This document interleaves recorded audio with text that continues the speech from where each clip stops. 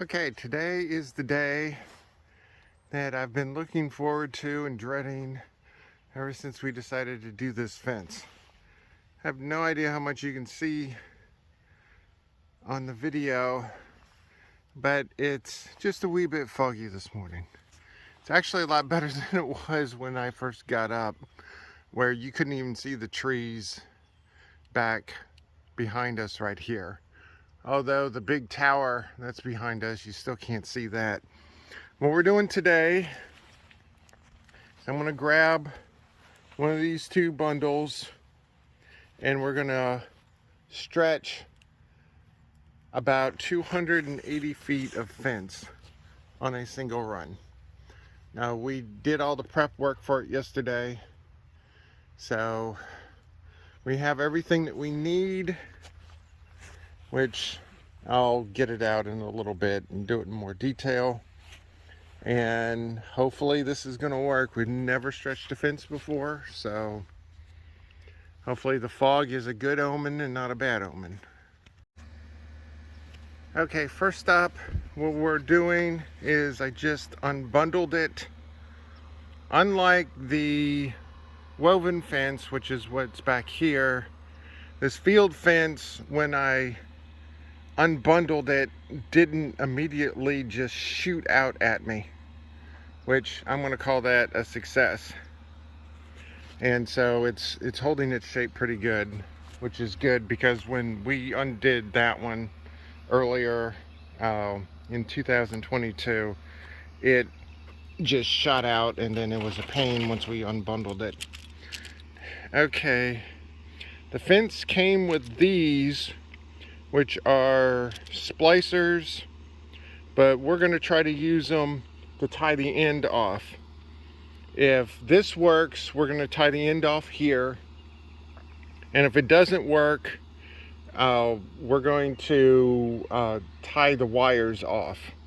And so once we figure out which way we'll go, then I will show that. Andre just came back. Here's the key to go with the splicers. So it's kind of interesting to get those to work, but I got them off. So what I'm doing now is I'm going to cut these off the verticals. We're probably going to have to cut at least 3, because we have to have enough to wrap around the post for the wires. And then each one of these wires, there's 10 of them, get fastened off of this post. And then it's this post here because we got the bracing. Then once we get that done, then we can start wiggling this thing out, and then we'll get it horizontal. Then once we get it horizontal, we'll just wheel it all the way down to the corner of the fence, which is about 230 feet away. So that's what we're going to do. I got the pliers here, so I should be able to just take this and then just slide it off. So once I do that successfully a couple times, I'll show you how I did it. Okay. All right, this is how we've been doing it. We snip in the center here, and then this is free forming, but even though it's moving like this, it's not going this direction, which is what we want. So you have this line and this line on this side. Then on the front side, you have the ends. So what I've been doing is I've been moving it like this, and then it just slides out. Okay, these splicers slash joiners are working. As you can see, there's, at least on this version, you have the company name on one side, and then you got, that just says the size of it on the other side. So what we're doing is we're putting this on top. As you can see here, this is how we're doing them, and we're trying to be as vertical as we can all the way down. So what I'm going to do now is I'm going to show you how we've been doing it. Okay. All right, so with the logo up here, you got two holes. It's the one that's furthest, at least on this particular model, and then you just slide it in place. And so we slide it to about right here, and we just bring this piece around, and sometimes in order to get it, we bend it. Of course, it's not wanting to cooperate.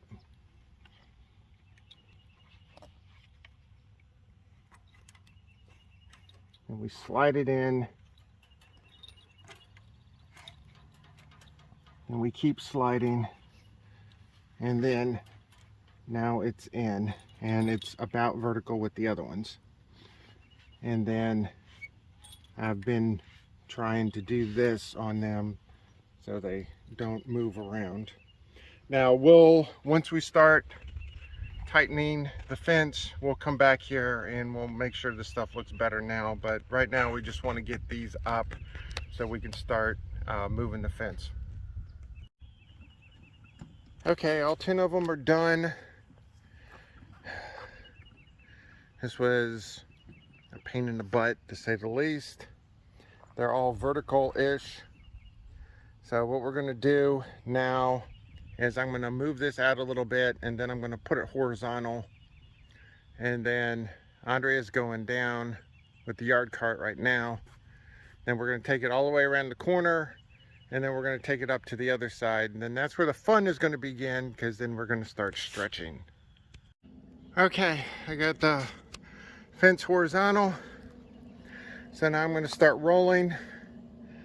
So hopefully it'll stay pretty much in a straight line. And that was a whole lot of not fun, because it kept wanting to move on me. So now I just take it down to the end. Okay, I don't know how well the fence can be seen with all the blasted fog, which still is not dissipated yet. So I don't even know if we can even see the end of the fence. But it's up, or I should say up, it's rolled out. That was a monumental pain in the butt. But we got it around the corner post here. We actually got it vertical in the corner post. And then this segment was only about 45, 46 feet long. So we're able to get it vertical-ish through the whole thing over here. Now the next thing we're gonna do is we're gonna try to attach the winch system on this and see if we can actually stretch this thing. All right, we got our system prepped and ready. We got a 2-ton cable puller. I call it a ratchet winch.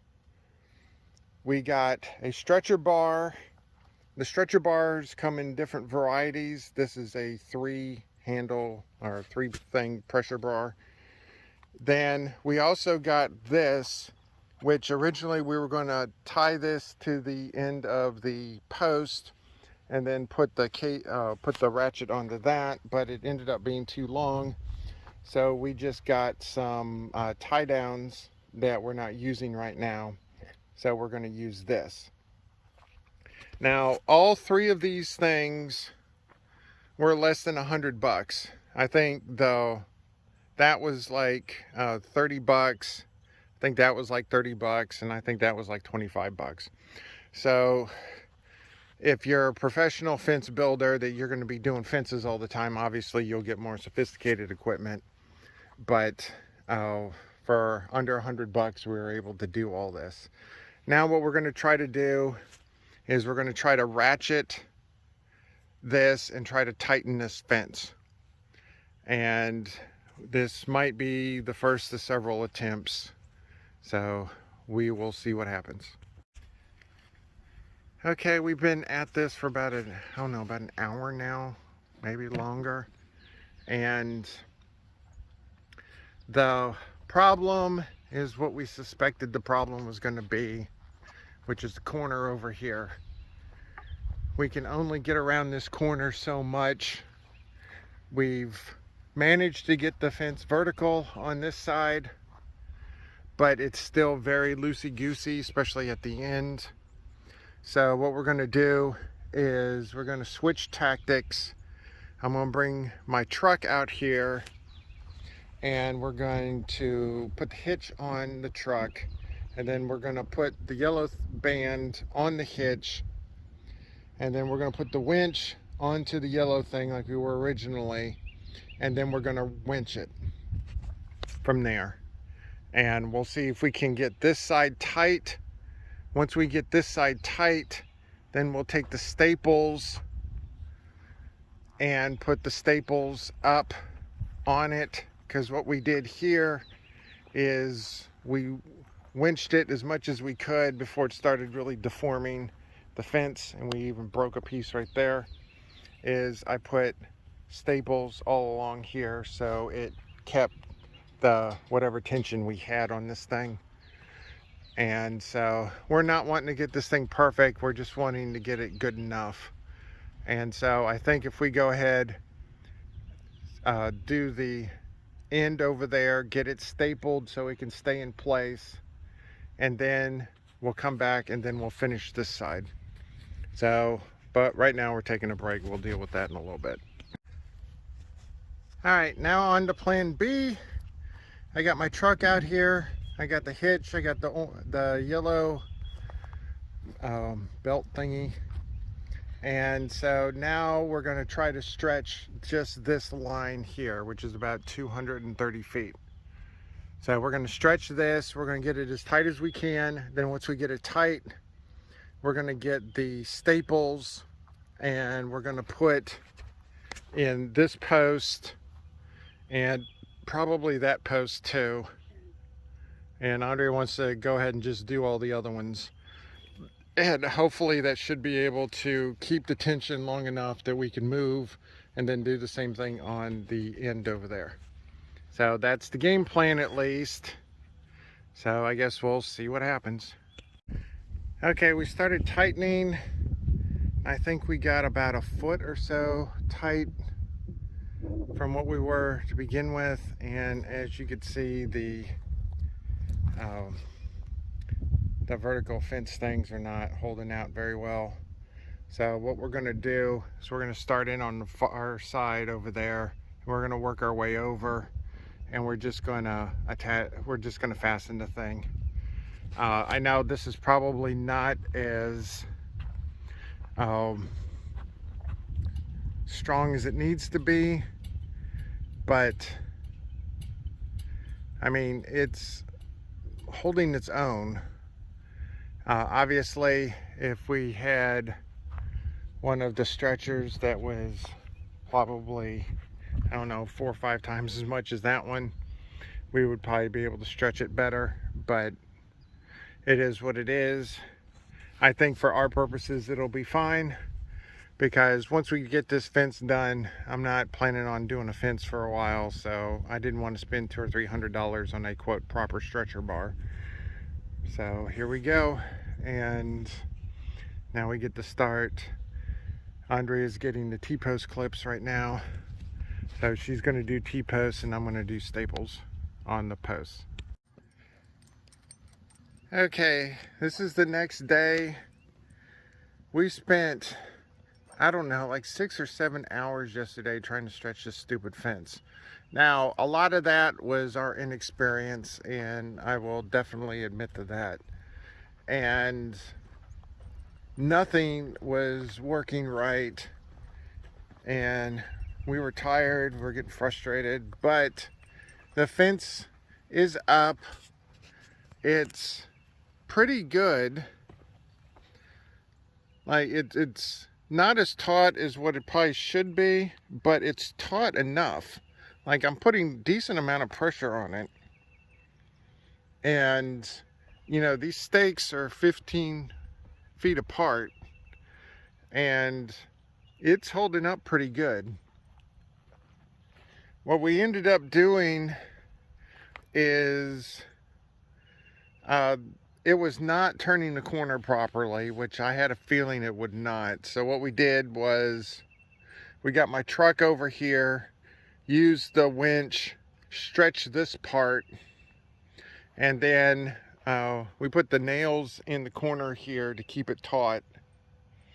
and then we turned around and then stretched this part again. And when we went to go stretch this part, the winch broke, which made us really, really happy.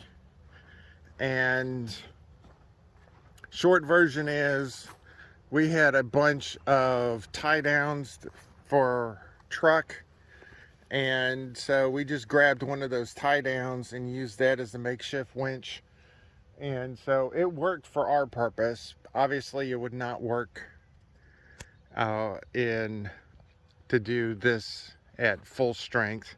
Then the other thing was, as you can see here, that's where the stretcher bar was just messing up these verticals. So this stretcher bar will probably be fine for the rest of them, because like we have a run, like there's a gate going here, so there's a run that goes from here to the corner over there. Well, that's not that far, so we don't have to stretch it that much. The longest one we got to stretch is about 150 feet, which is going, we got a gate going at that post and a gate going at the far post over here. And so we got to run in between that, which is about 140, 150 feet, but that's straight. It's combination of us never doing this before, us deciding to do almost a 300-foot thing, and the corner, which ended up sealing the deal yesterday. So I'm going to call this a success and a failure. The failure part was it did not work out as planned, but the success part is we got it done. So I'll take a win for that. And so the next thing I'm going to be doing now is, well, let me just walk over there. All right, the next part is we're going to finish what we call our nighttime area, which I'm going to put a post at the corner of the house right there. We got the post that's right here, and then we're putting a gate next to that post, and then we're going to put a fence in between, and then we're going to do the same thing to the other side. And that's going to be what we call the nighttime area.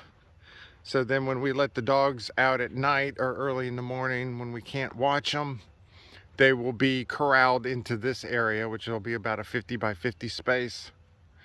And then when we want to let them free roam a little bit, then when we finish the rest of the fence, I'll just open the gate and then they can come out into the rest of the area.